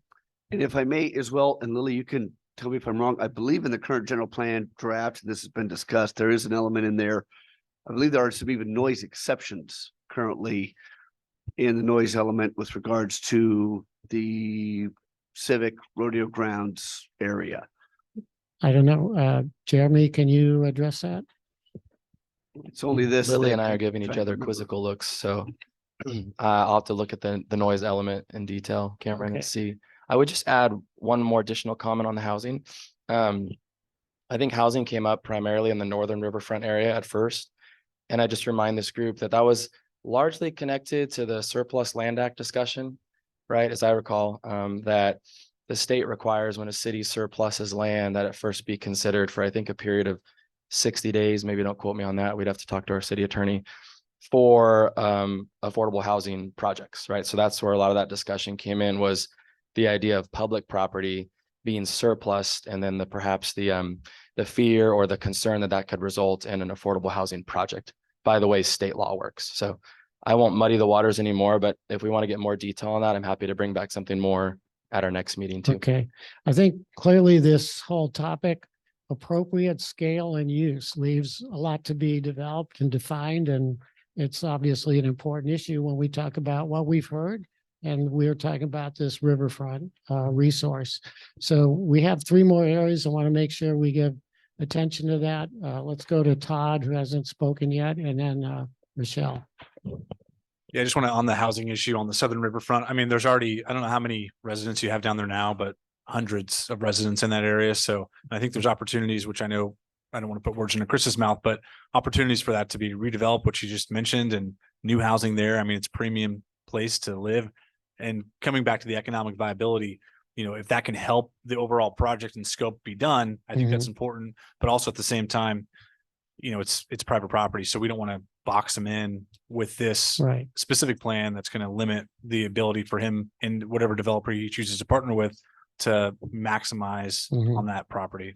So again, finding that right balance seems like that's at the core of your comments here. Melissa? Just a quick one. Kind of getting involved with this project. I really appreciate public lands, and I know that the city owns the area that's civic and the rodeo grounds. I just would love to have them remain public, and so maybe potential easements on there so we don't privatize them. And Okay. I don't know where that's appropriate to put this discussion or not, but I want Okay, to so throw that it would out be there. that's a policy. It'd be a tool that could be used to help achieve the vision the community decides is the right thing ultimately. Okay, going on to world-class recreation and activities. We heard a lot of discussion about the value of this specific plan area with regard to opportunities for boating, fishing, kayaking, et cetera, outdoor activities, supports nature, gets people out there, and you build a body of appreciators that will then help to support the policies of environmental restoration and preservation. Activities that support health and well-being, that leverage the riverfront as a base camp for outdoor enthusiasts visiting the region's outdoor destinations. That certainly has come up, and Reading has clearly economic potential that's untapped in this area. Focusing low-impact activities within public areas and sensitive habitats, and then maybe more intense activities, again, relatively speaking, within private outdoor spaces and the quarry pond. So seems to be maybe a way to differentiate these uses and where they might be most appropriately located. So any comments on this section overall? Hopefully we captured things accurately there. Oh, okay, Todd. This might be a little bit out of scope, but I wanted to go on record to be able to say this because it's come up a lot in conversations with my friends, you know, up in Bend and a lot of other cities in the river itself, which again is out of the scope of the city's jurisdiction. There's actually like water features, and this could be something that's off channel I know there's sensitivities to this, but being able to create like a feature in the river, which again, I know the city's not going to be the ones to do that, but something for like the kayakers and surfing and stuff like that. It probably doesn't fit within the specific plan, but I think it's worth mentioning for something to just plant a seed for Okay. a potential future use of like an actual in-water feature. Is there a precedent project you would point us to as an example so we can better Yeah, understand? There's one in Bend, I believe it's actually in the Deschutes River. So I mean, if it Deschutes? if it can happen in the Deschutes, it could probably happen in the Sacramento. But again, I know that's federal waters of the US and there's other issues there that would have to be dealt with. But I think Okay. it's Bend is the one that comes to mind. It's close to the Mill District. I don't exactly know the location. I'm sure someone here does, but I know a lot of people. What's in Reno. So it's happening, throughout the West specifically. It really enables people to maximize the use of the actual water itself. You mean besides- like a Yeah. kayak course? like type- a, like no, not even a example? course, but just like a ripple, like a wave in the actual water itself. But Okay, many communities are creating whitewater kayak courses. Yeah, Oklahoma City has Yeah, one. that are very popular. They're attractions, they're Olympic competitions in some of these. So I was going to bring that up too, so I'm glad that you did. Spokane River, we've done some work up there. They have similar feature. Truckee River in Reno Tahoe area also. All right. Connected spaces. Hang with me, we're almost through the wheel here. Expanding opportunities for people to connect to the natural areas and the river itself. Enhancing vehicle, transit, bicycle, and pedestrian connections. We heard about that just as Dan went through the background data. We know from the community comments so far, the issues of pedestrian safety, traffic speeds. So we're definitely trying to address this here and what the positive direction is or outcome is that you're looking for. Hopefully, you can help us tweak the language. That is between neighborhoods, the specific plan area, and between major destinations. Identifying ways to connect the northern and southern riverfronts, especially with 44 bisecting there. We know Dan pointed that out in his earlier presentation. And then where are the appropriate locations for parking, for strategies that manage future activities, bicycle use, and other kinds of auto and vehicle transportation. So the idea here is connectivity. Anything to add, anything missing that you want to help us point out? Christina? Yeah, a couple of things. In my line of work, we usually prioritize what is listed first. So when you're going enhanced vehicle, transit, Okay. bicycle, pedestrian connections, I think for this location that is a livable space, there's people that's their front yards. If we could work on prioritizing pedestrian and bicycle transit and yes, vehicle, but Non-auto, this- non-auto, yeah, transportation. how we read it usually is how it gets prioritized. Mhm. And the other thing with this being sort of the specific plan, but when I see the word identify ways or identify parking locations, it makes me think that we're going to be developing projects and solutions and something like this versus supporting ways to reconnect the northern and southern riverfronts currently bisected, which would sort of be an ongoing but independent effort, probably not something that would come out specifically from the riverfront specific plan, but we would be wanting to support that, or instead of identifying parking locations, perhaps, we're ensuring adequate parking locations to Right. support the development of Ensure management yeah. strategies to I catch ensure. that direction. That's a good. Yeah. Yeah. Otherwise, it feels like we're going to be Yeah. coming up with projects. Yeah, it's not like we need to assess the parking in demand before we start looking for more parking. I think that's what you're saying. Ensure that we have adequate parking, not to just assume we If need the more. outcome of this is going to be specific projects for No, parking locations, then you just be careful with that language. it may be about identifying parking requirements, not necessarily actually creating parking lots or parking garages. 'Cause Yeah. we're not creating a development scheme. We are Correct. setting the rules for future Correct. developers, landowners, city, and other actors to do the right thing. Exactly. In the Yep. right place. Yep, that was my point. So changing the language instead of identifying, we're either going to be supporting the development of those policies to ensure that we have adequate management Right. strategies. That's the right direction. Mhm. Yes, good. Thank you. Melissa? No, it won't work otherwise. Sorry. Yeah. No, we went through a lot of trouble to make the audio work, so. Yeah, no, that's just going up to the third bullet, the same thing. Just say connect the northern and southern riverfronts currently. Like be firm because actually that's great for the economy, really. If you have the Northern River Trail, the Sacramento River Trail connected from Turtle Bay all the way down Park Marina, connecting to Nura Pond, putting another bridge that actually and upgrading the motel on Park Marina, you have a lot of foot traffic and people coming from the Sheridan, coming over safely, recreating, going to shops and stuff like that. So it's just, and plus I'd love to use it, but it's really important that we connect that Yeah. and safely, because that's prohibiting. And that would create, actually, that would calm the traffic. Really, I think if you have people staying over there, walking there and to and from. So Right. just put connect. Let's do it. Yeah. There's also the principle of park once and utilize then the other non-auto oriented transportation to get to where you want to go. That would have a lessening effect on the traffic impact. Yeah, good. Any other comments here, Cameron and Todd? And just briefly, I mean, I certainly think we need to be looking at specifically pedestrian connection and how people are able to walk down there once they get to those areas. I just want to make sure that vehicular and parking are not lost in the discussion.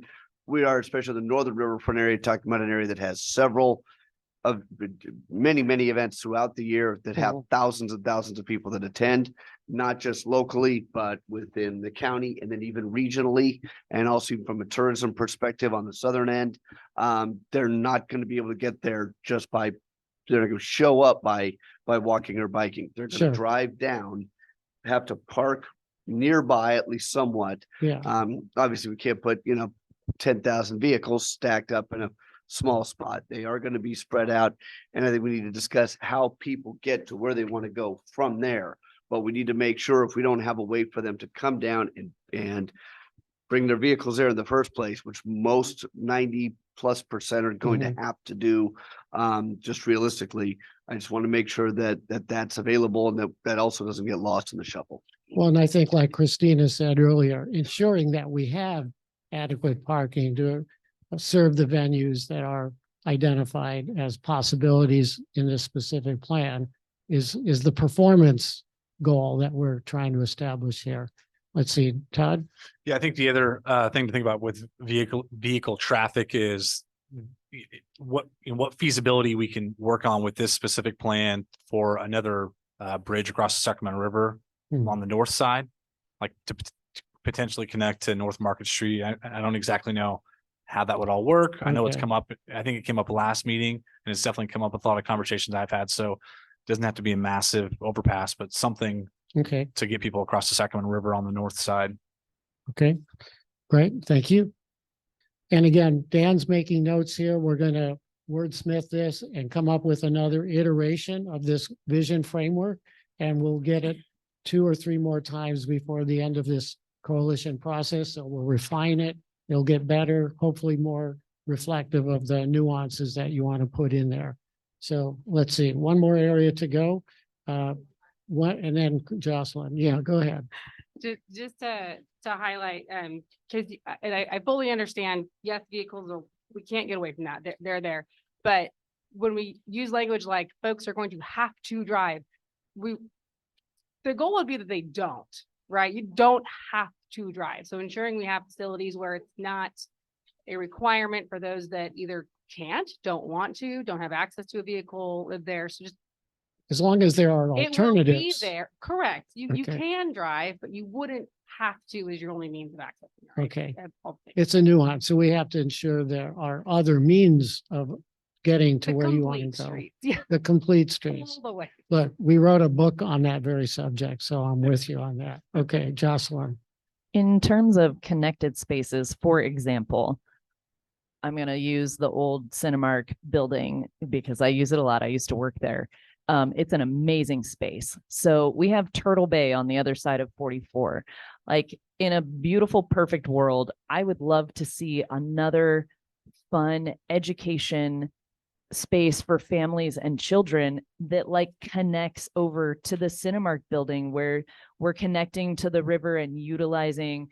I mean, the superintendent from Shasta Charter, I'm actually a vendor for him, but he teaches his students in the park there to learn to fly fish and different things, and that could be an amazing way where you're connecting both ends of this corridor, using it for education or arts education, or something like that. So Sure. I just wanted to throw a plug for education. I'm also a full-time teacher, so anything that we can do to bring kids to that area and connect that land that way, I think is also a wonderful use. Okay, very good. And hopefully it's not so far away the families could walk. They don't have to drive. Right. It was good to Christina's point that if there's that internal connectivity within the specific plan area, that's going to help reduce the overall auto traffic and so on. Okay, last one, memorable and vibrant places. And how do we make it safe, visible, welcoming, walkable, public spaces for the community to share, including gardens, dog parks, pocket parks, public art, create development regulations, design guidelines, and implementation strategies that are tailored specifically to the riverfront here in Reading, not anywhere else.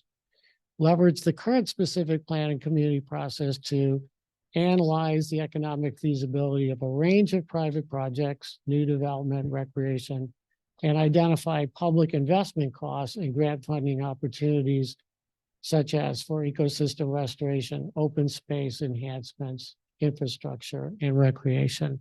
So again, these are all things that we've heard from our various meetings. Have we left anything out? Is this reflective of what the coalition wants to see here in this vision framework? Michelle? I think that's one thing that's missing is venues. Venues. The term venue, which would be a memorable and vibrant place, either for the rodeo grounds or the civic. Okay.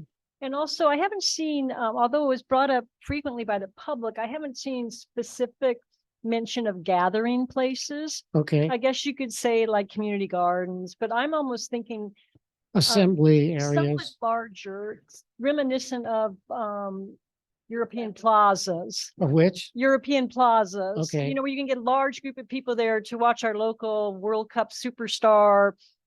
Everyone go in there and view the World Cup match, those kind of community events. Gathering community. And I'm sure that the space exists now. It just hasn't been utilized for that. And may need design enhancements to facilitate that. That's a great point. Yeah.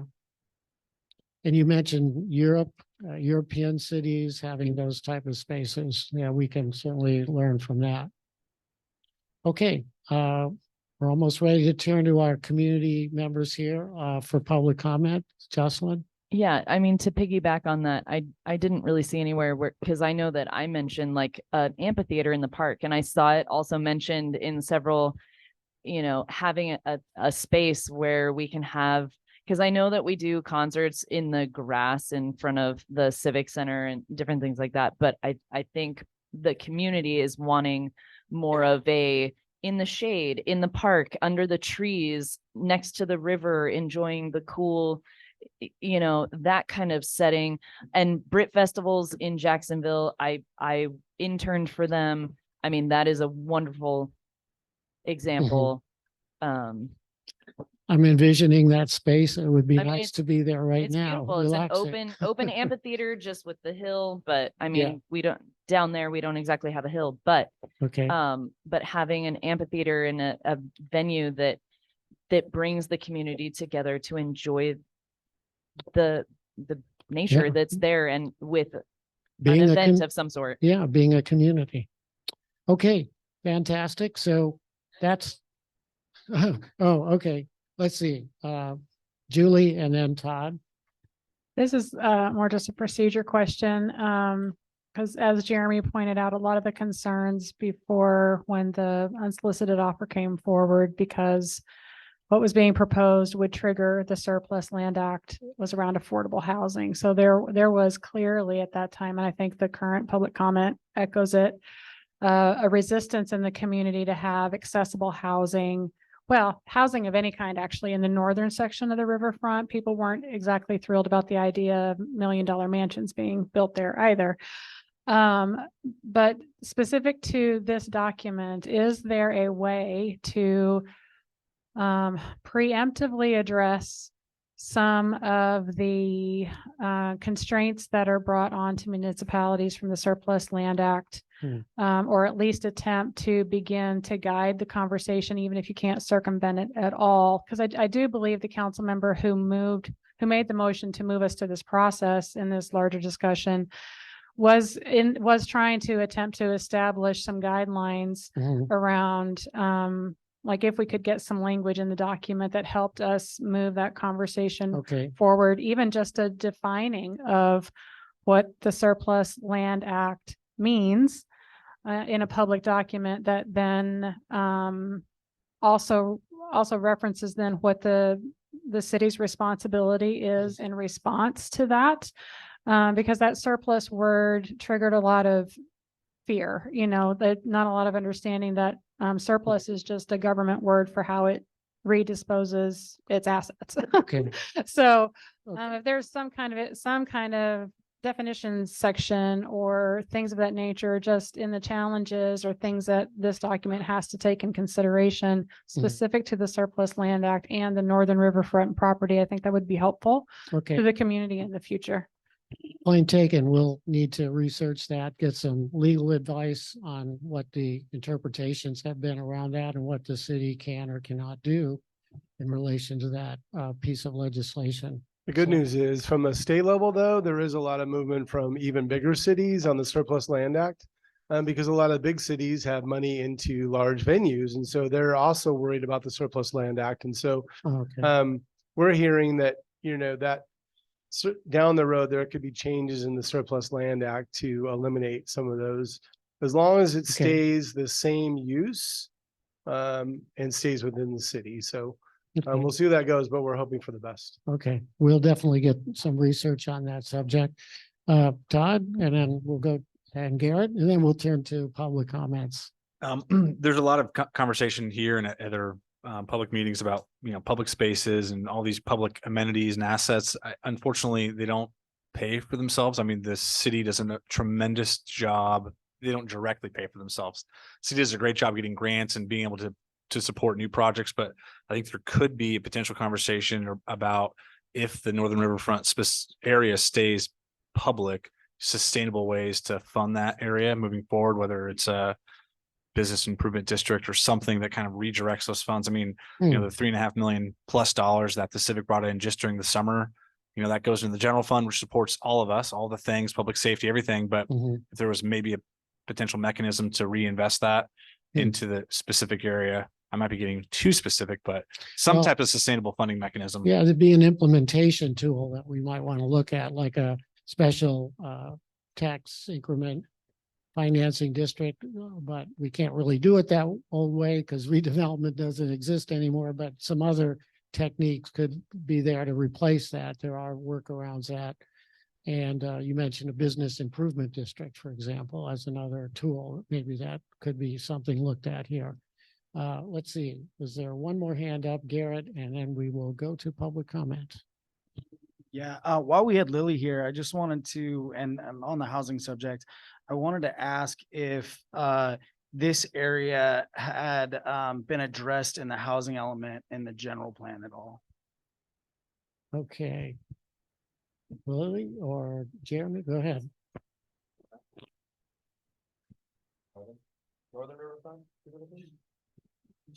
The area in general, I know, we're getting to the point where the general plan is going to the city, and the housing element's a huge part of that. So I was just wondering if this area had been addressed or utilized to, cover some of the requirements in there. Housing, Yeah. required I mean, there's- housing yeah. allocation. Yeah.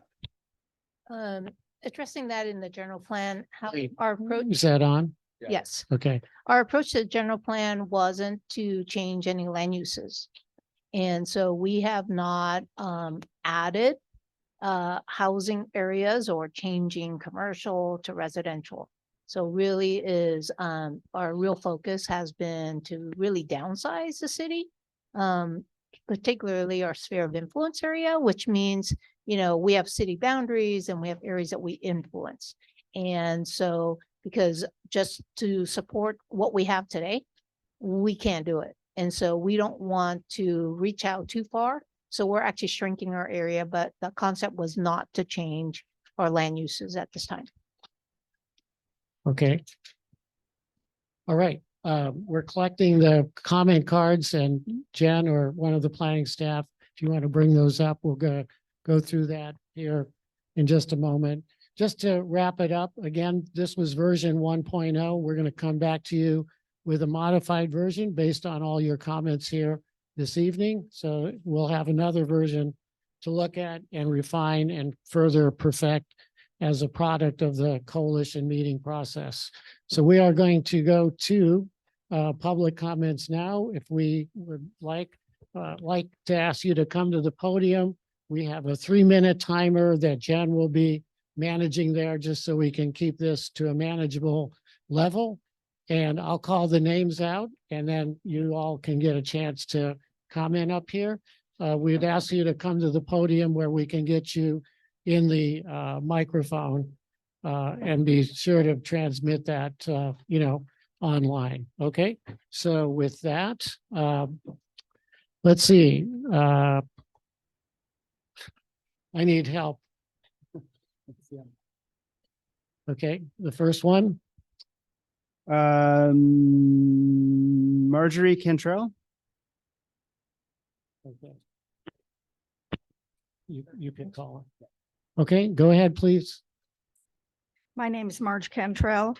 My parents moved me here in December of 1946. So I've probably been here longer than most of you. First of all, I would like you to enjoy Reading, but when you move here, don't try to change it to what you left. In answer to some of the things that have been brought up today, the northern riverfront section is owned by the public, thanks to Frances Kutras, Chris's grandmother. It's held for the public to enjoy. If the Civic Auditorium is not retained, the Turtle Bay area should be held as either open area, the rodeo grounds, the Asphalt Cowboys, parking, and public use. If you need to change the name, make it Turtle Bay Park or Caldwell Park East. Preserve the Posse grounds. Preserve the Aqua Golf on Park Marina Drive, Chris, please. This is a buffered area and it should never be declared surplus property. I knew that was going to come up again. As long as the city of Reading owns and holds large parcels of property outside the city limits, this cannot be declared public property. This was given to the people of the city of Reading to enjoy. About the boat ramp area, the fishing is good all the way past Riverview Golf and Country Club. The other place to put in your boat is on Bonneview. They increased that boat ramp area and has a huge parking lot.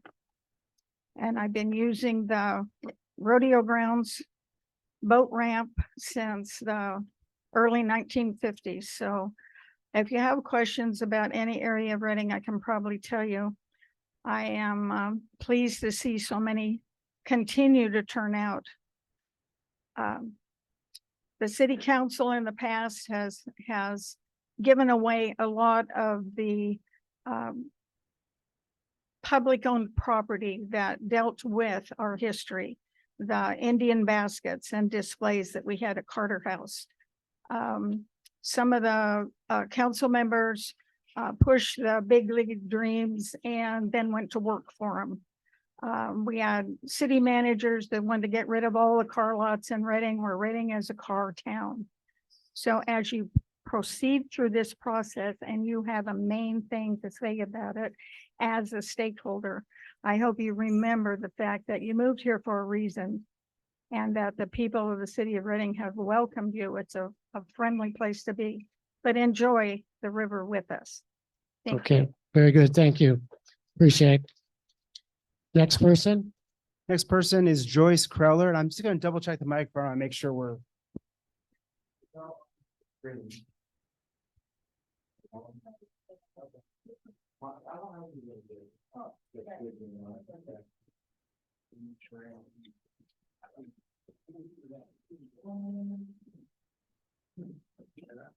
Okay, does that work? Yeah, that's great. Okay, first of all, I certainly agree that there should be a parking structure for the rodeo grounds and civic auditorium. Unlike the one that's downtown, it would probably be well used. I believe that any commercial development should be enough distance from the river to allow for public access to at least a sidewalk area that could be a beautiful walkway. Let's see, after all, the river is for us to enjoy. It's not for the people who might live in the top floor of the apartment building. I also wanted to address the noise issue. There are currently outdoor concerts at the auditorium, and they must provide a lot of noise. So I think that shouldn't even really be an issue as far as the habitat in the river. Regarding the any commercial development on the southern area, there could be double-deck parking structure that would take up less of a footprint and still provide plenty of parking for the different venues. And regarding the people having to drive there, most visitors do have to drive to get there. They're driving the freeway in their car and they've got their family in the car and they want to go and see something in Reading that's available for them and their children or their dogs.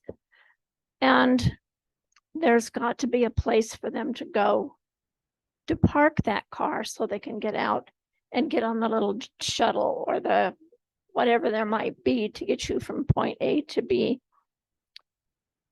And let's see, I think that's about it. I believe that the river should be accessible by us, the public, us, the visitor, us, just us. When I first moved to Reading, you could walk down to the river, you could touch the water, and that's almost an impossibility now in town. Thank you. Thank you very much. All right, appreciate your comments. And the next speaker is Delia Rios. Okay. Not here. Okay. Oh, okay. Sorry. Do I have to push a button or anything? Okay, Oh, go okay. ahead. Yeah, my name is Delia Rios. I moved here from Morgan Hill area. I worked at IBM. I retired. My husband worked at Rose Electric. He retired. And what made us move here and choose Reading was because of the beauty, the river, the eagle, the fish. It wasn't crowded. It's been about 18 years. It wasn't crowded. Today I walked the river. I enjoy looking at the fish jumping and you can see the salmon, you know where to go. But I have to say things are changing and we thought about maybe leaving again because we see a lot more people, more crowds. We got the electric scooters, you know, which I don't like because they just, you know, but I understand the younger folks want more activities here. They want more enjoyment, concert, music. I love music.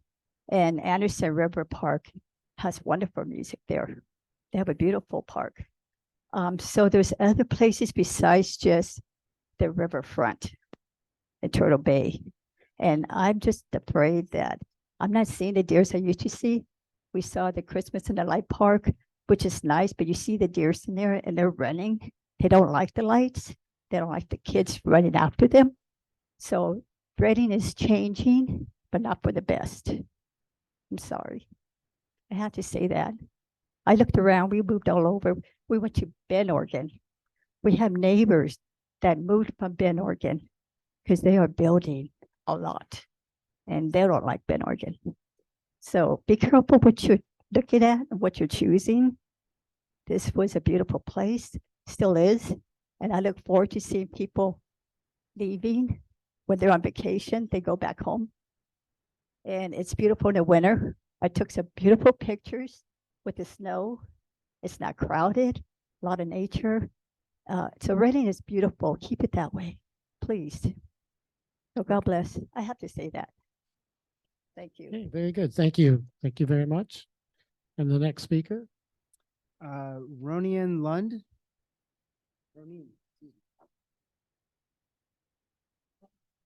Good evening, coalition members. My name is Ronine. I'm just going to rattle off a bunch of thoughts here. I agree with Melissa.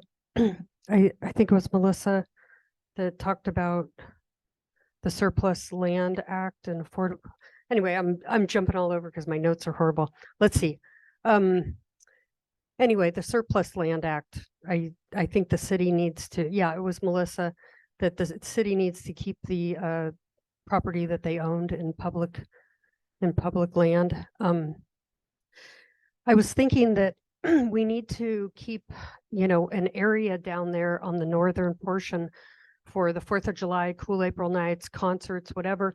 But then somebody mentioned about, the natural environment and the issues that those kind of events pose to that. And then I was thinking, and this is just an idea, in my mind, we need a better convention center, one that can handle sporting events, cool April nights, concerts that, has rooms for conventions, etc. So I'm wondering if in the long run, we could have a convention center that could handle all those activities, including, concerts, potentially a lot of cool April nights things, and, get those things away from the environment and inside. And we could even have an open roof like some of the venues do, so that, if we wanted to have a rodeo in there and have it open, we could. So I'm just throwing that out there.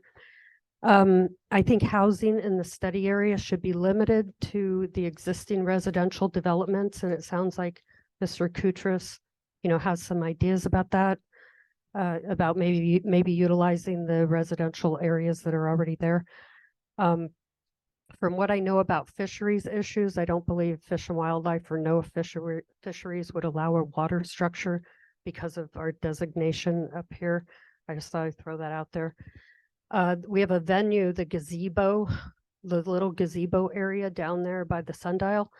I've been to several events there, and it's just a nice little area where people can go. They don't have to pay. They don't have to. Well, actually, maybe they do have to pay. I'll take that back. But if they want to have an organized event, but it's just a small venue that's outside. And somebody mentioned having areas like that. I think it's important to keep that, or have an area that is like that. Probably running out of time here. Let's see. The Cinemark, I just wanted to say that would be a great site for a Native American cultural center. And I don't know if any of the Native American representatives have ever considered that, or if they want to bring that to anybody's attention, but I think that would be a great site for that. One last thing, pedestrian bridge. It could go all the way over across all the crossings all the way to the east side of Park Marina and bypass all that. Okay, thank you. Okay, thank you very much. Well done. Okay, we have a few more speakers. 3 more. Catherine McDonald.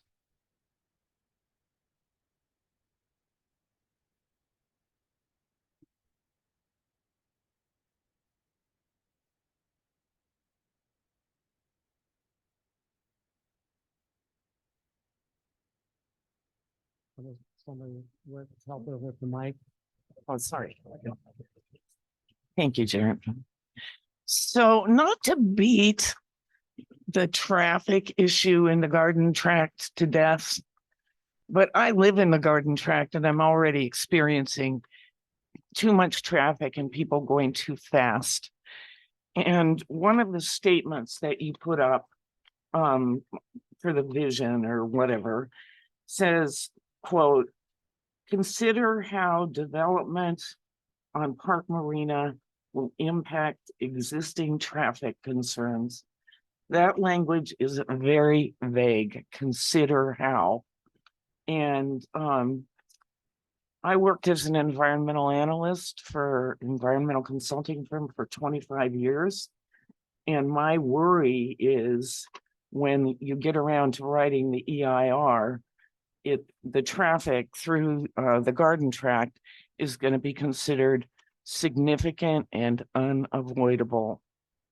And then there will be a statement of overriding concerns and our neighborhood will be screwed. The other issue that I am worried about, and I haven't heard any discussion of from Chris Koutras, is the trailer park down along the river behind Park Marina. I don't know who owns that land, but I would hate to see the people living there evicted and become homeless. They're obviously low-income people, or I assume they are. So that's something I haven't heard anything about, but it does worry me. We already have a homeless problem, and I agree. I mean, it's a terrible place for a trailer park. Never should have happened, but it is. And then as far as the Surplus Land Act goes, I don't know who's going to pay for things like a new bridge or community centers in the northern part of the specific plan area. But it seems to me that the city is going to have to sell some of the land it owns to pay for what's envisioned. And then it becomes subject to the Surplus Land Act. And I just hope that that's taken into consideration.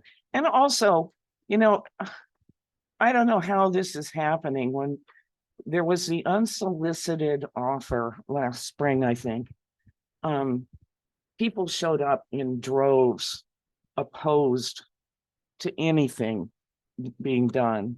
And the city council went ahead and decided for some reason to go through this very expensive process that I don't think is going to improve Reading. People, as somebody said, people come here because it's beautiful. They don't come here for fancy restaurants or expensive designer clothing outlets. They come here because it's beautiful. So Okay. that's what I have to say. Okay, very good. Thank you very much. Thanks for coming. And next speaker is Susan Murray.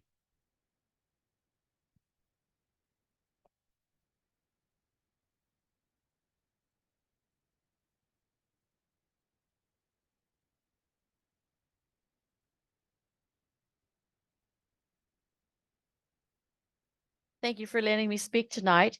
I believe that there is a need to keep the city moving in the right direction and to provide for the needs of the city of Reading business owners, the residents of Reading, and the tourists that come to our city. But how to create this for everyone's needs and how it will enhance Reading, bringing in additional revenue to our city. That seems like the big question. One mistake that is that not only I have seen living in the Garden Tract for 30 years is the Sundial Bridge Drive overpass. That is a mess, especially for cool April nights, the 4th of July, concerts at the city auditorium, and the rodeo events. As I, as a resident, never go to these celebrations due to the congestion that those venues bring, and I am sure that I'm really missing out on a great time. I am sure some of you or your families have witnessed the same problem with the congestion. When these venues are over and the families return to their cars to go home, what roads do they take? The freeway, the garden track, or the Park Marina Drive? Some people have stated that emergency road through the cemetery would be a great answer. It's not the answer. Please come up with better solutions with the garden track in mind and what an impact your decisions will have on this residential old track. Thank you very much. Very good. Thank you. And our last speaker this evening, Jennifer Pullum.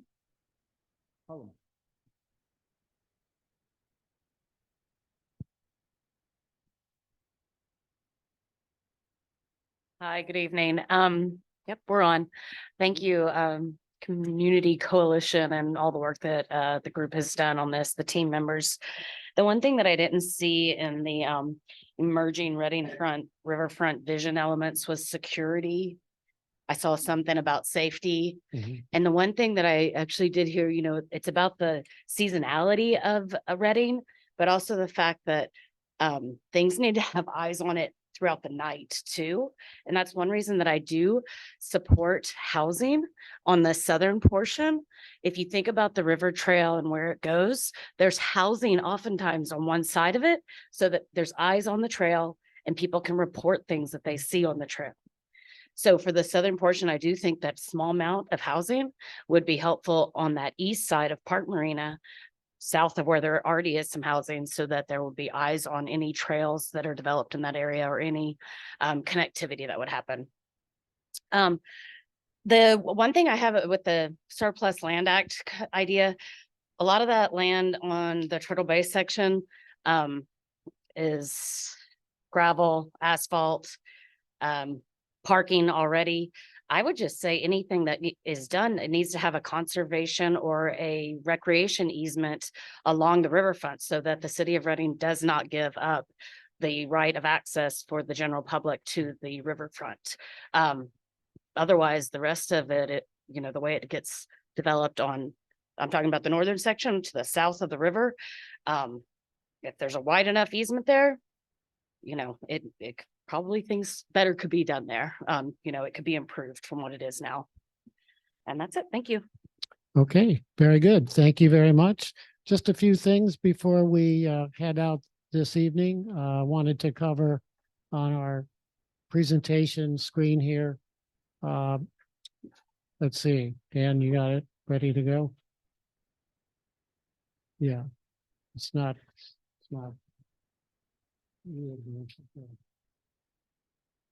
Okay, keep going. All right, so just a reminder, our next meeting is November 6th, same place, same format. Meeting number 4, November 20th, that's Thanksgiving week.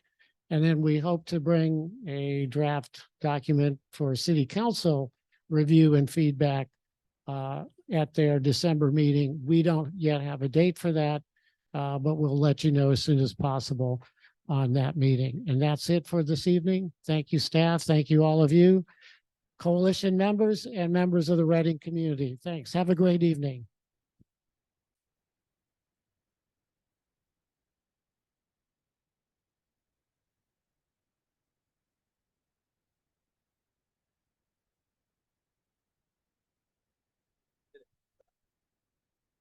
Oh, you didn't? Oh, you're good.